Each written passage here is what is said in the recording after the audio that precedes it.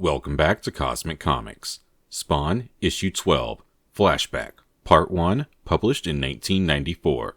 Dedicated to Shel Dorf, who was an early organizer of fan conventions. Story and art, Todd McFarlane.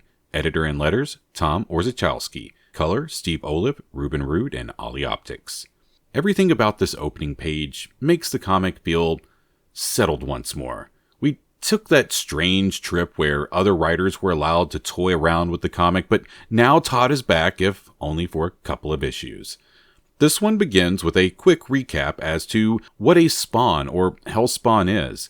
This time we see it as part of the narration instead of being told to us from a character's limited perspective. The definition for Hellspawn given here is officers in training of the Malebolgia, sent to the living world to hone their potent yet limited supply of power. They must first prove worthy of their rare selection as a warrior from the realms beyond. We're told in issue 9 that a Hellspawn is created every 50 to 100 years. Only one soul among millions is fine-tuned enough to potentially become a Hellspawn. In Al's case, it was due to his being a great soldier, mostly that he was willing to kill indiscriminately as long as he could hide behind the shield of duty. We learned previously that Al Simmons was an atheist in life. In issue 8 of the series, when Billy Kincaid goes to hell, he is never given a choice about becoming a Hellspawn, and we get what might be an explanation for that here. The unbeliever cannot be chosen against his will. He or she must open the door to evil willingly and without hesitation. This flat out says that there is one set of rules for believers and another set of rules for unbelievers. If an unbeliever can't be chosen against their will, the implication is that a believer can be chosen against their will. Thus, if Billy Kincaid was a believer, he could be forced into being a Hellspawn. Hell recruited Al, got him to agree to the unholy bargain, through love.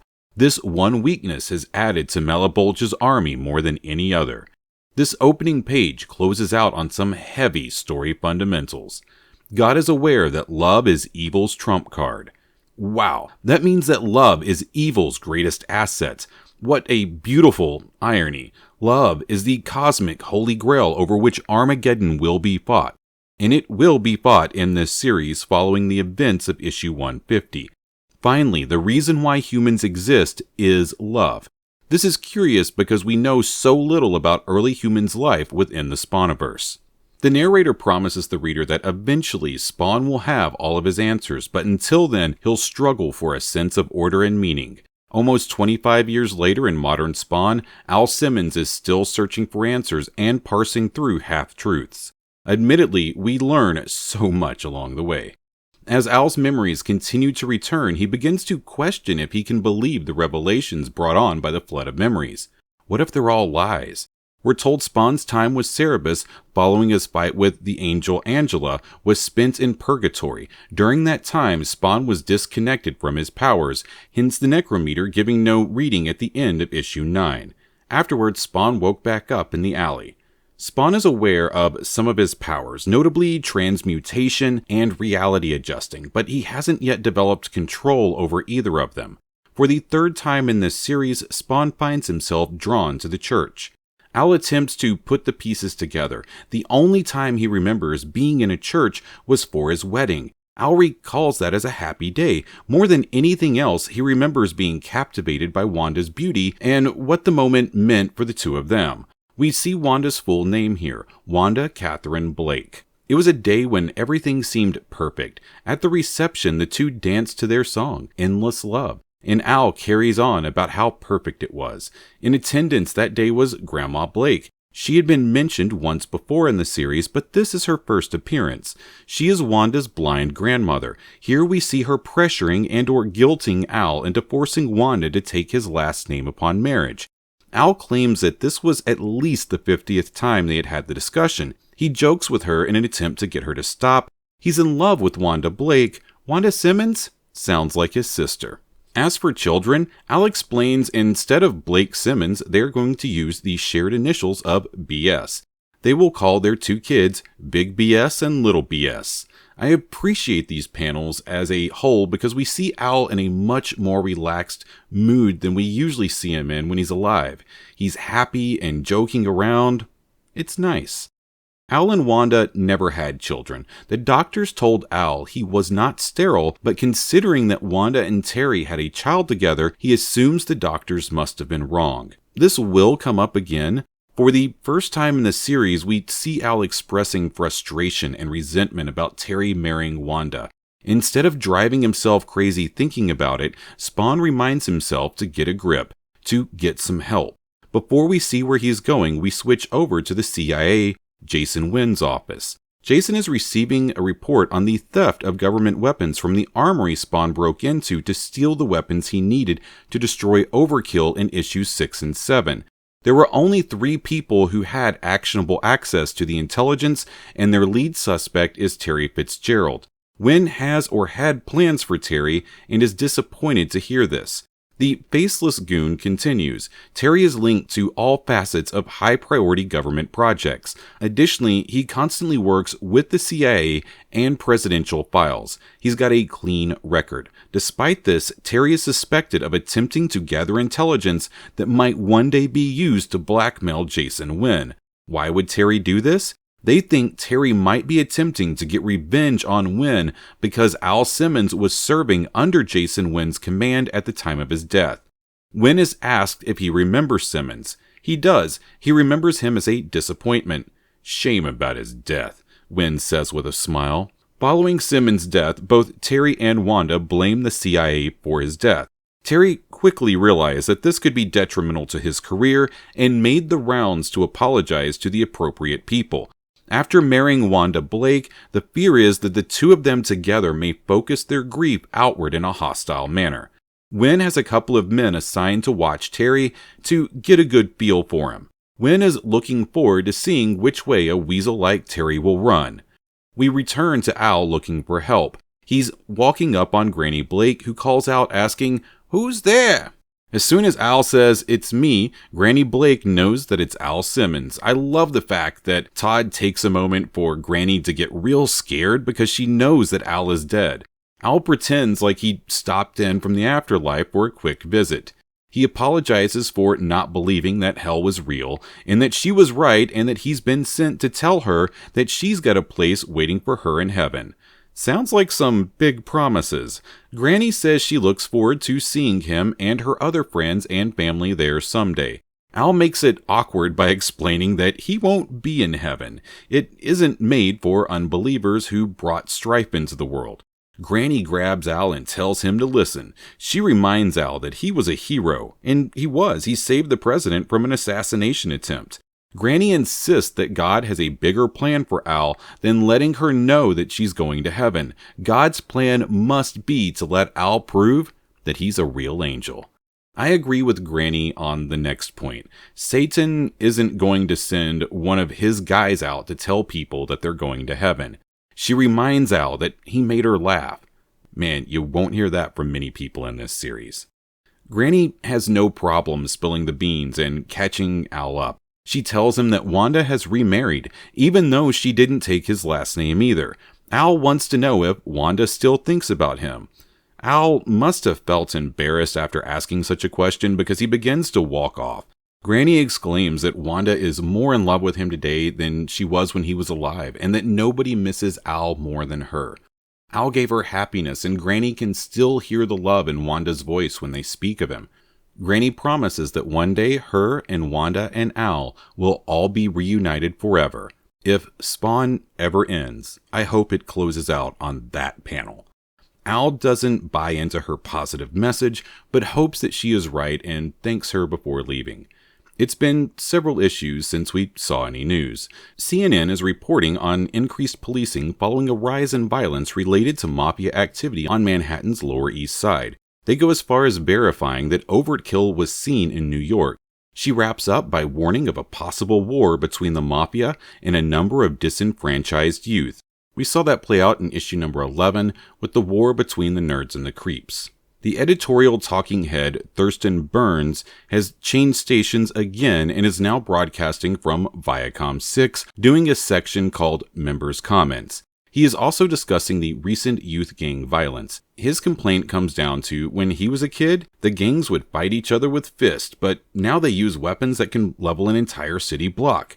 We wrap up with a little entertainment news. The film rights to Al Simmons' biography, Courageous Ambitions, the Al Simmons story by Mark Curtis, have been sold to Paramount. We then get a nod to a real-world court case and an in-universe explanation of Bedrock's name change over to Badrock due to a lawsuit from Hanna-Barbera over the name use rights for their property, the Flintstones.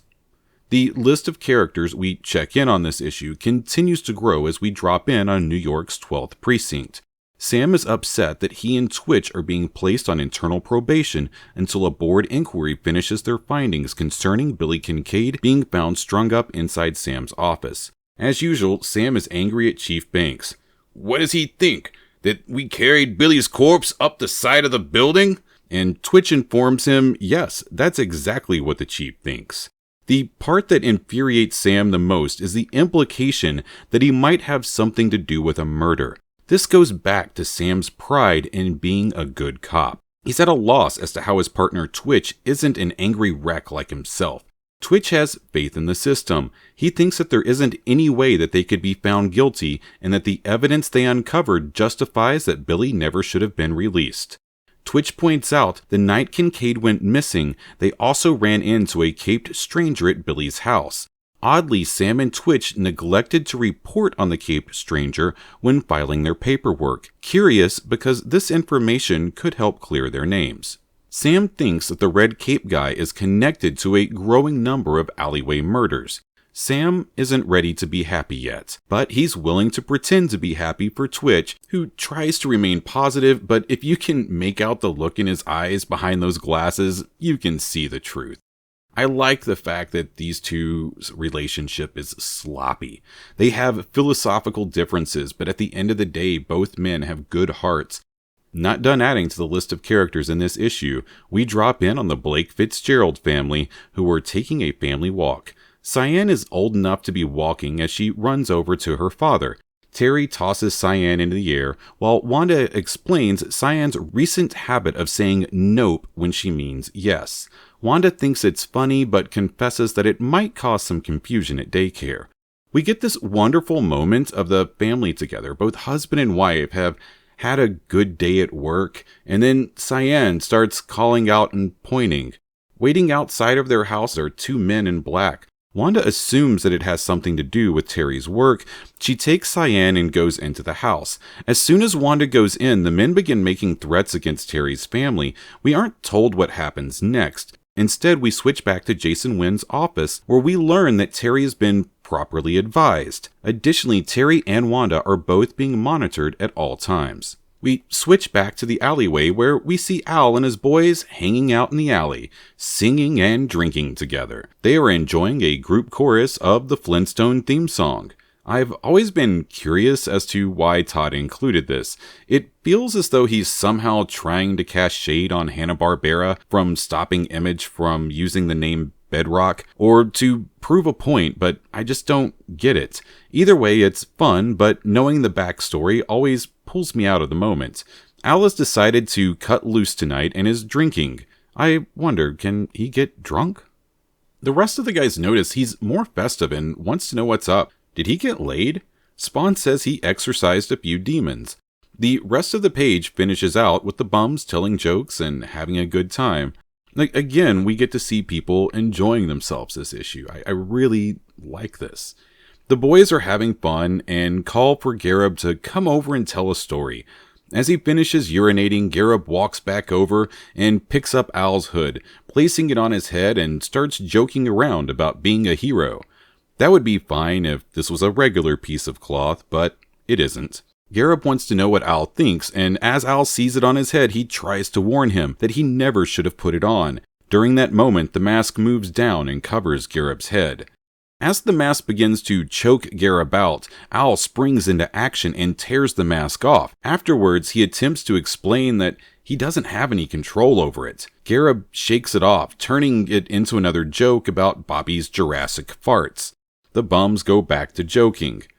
Spawn could have left well enough alone, but he doesn't. He tells them it isn't funny. He can't control his costume or understand why it perceived Garib as a threat, but because he doesn't understand how any of it works, I would prefer that they leave his outfit alone. And then Al is hit by a familiar feeling. Al is getting another memory dump. At first, Al thinks it might be due to the alcohol. It's not. A coffin, a flag, a skull. Al thought the skull signified the Grim Reaper, but it's the face of death, his death, the face of his killer. As things become more clear, Al realizes that the flag in his vision doesn't represent patriotism, but instead represents his killer's employer. The symbol of death in his dream was a man covering his face with a mask, specifically makeup. Al considers the church that he has repeatedly returned to, only now he sees it for what it is. It's not a church. It's a chapel. And with that revelation, Al Simmons realizes who killed him. It was his coworker and friend, Chapel. I feel like so much ground got covered in this issue. Every time I turn the page, they just bring in more characters, and all of the stories feel like they are moving along. On top of that, this issue found the time for levity, something the series is often missing. And with the revelation of Chapel as his killer, a showdown between him and Al is imminent. Join me for Flashback Part 2. Hit that like button, subscribe if you haven't. Cosmic Comics, I'm out.